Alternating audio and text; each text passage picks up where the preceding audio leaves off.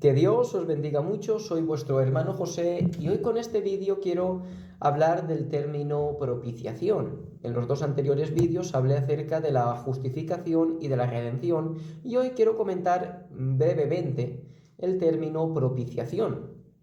Para entender bien el término propiciación debemos irnos hacia el Antiguo Testamento, irnos hacia el capítulo 16 de Levítico, donde Dios da las instrucciones acerca del día de la expiación o día de Yom Kippur. En el día de la expiación era el día donde el sumo sacerdote, entre otras muchas cosas, accedía al lugar santísimo para ofrecer el sacrificio por el pecado del pueblo. En ese sacrificio, el sumo sacerdote hacía propiciación por el pecado del pueblo.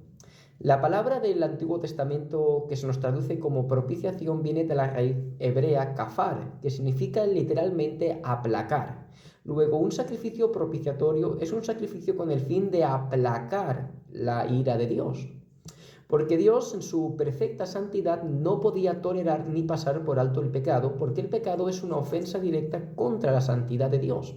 Y por tanto, su perfecta justicia debía juzgar y castigar el pecado, descargando la justa ira de Dios sobre aquel que había ofendido la santidad de Dios. En este caso éramos todos los hombres. Pero claro, el sumo sacerdote entraba, ofrecía este sacrificio propiciatorio y aplacaba la ira de Dios sobre el pueblo. Pero había un problema con esto, y es lo que nos dice ya en el Nuevo Testamento Hebreos 10:4, que la sangre de los machos cabríos y los toros no pueden quitar el pecado. Estos sacrificios que se hacían año tras año en el día de la expiación no quitaban la culpabilidad del hombre ante Dios, no la quitaban, la tapaban. Y por tanto el hombre seguía siendo culpable ante la justicia de Dios y seguía siendo merecedor del castigo divino. Por eso dice también Pablo en la carta a los Efesios que nosotros éramos objeto de la ira de Dios. Porque debemos entender una cosa, y lo voy a decir en palabras de Samuel Pérez Millós: el valor de una ofensa no se mide por quién la hace, sino por quién la recibe. El receptor de nuestro pecado es Dios y por tanto la ofensa es contra Él y se mide por Él. Y el valor de Dios es un valor completamente infinito. Por tanto, el valor de nuestra deuda judicial con Él es completamente infinita. Y por tanto, el pago para saldar esa deuda debe ser equivalente.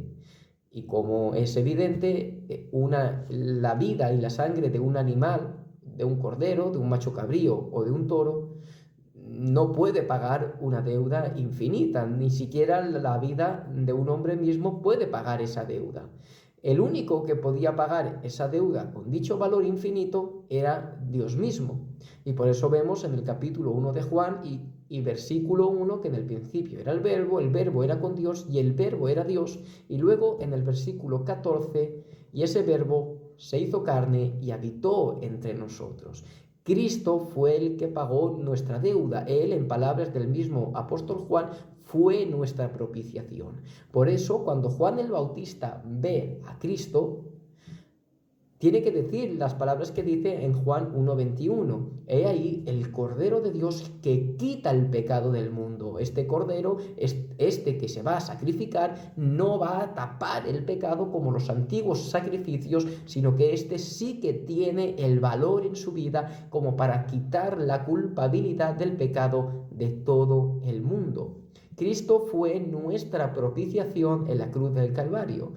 Es como si Cristo se hubiera puesto entre nosotros y el Padre, y todo el castigo, toda la ira divina que nosotros merecíamos sobre nosotros a causa de nuestro pecado, Cristo la recibió sobre él. En aquella cruz, el Padre trató a Cristo como si fuésemos nosotros y a nosotros como si fuésemos Cristo. Cuán grande es el amor de nuestro Dios, hermanos míos. Espero, como siempre, que este vídeo les haya servido. Cualquier duda en los comentarios y que Dios les bendiga mucho.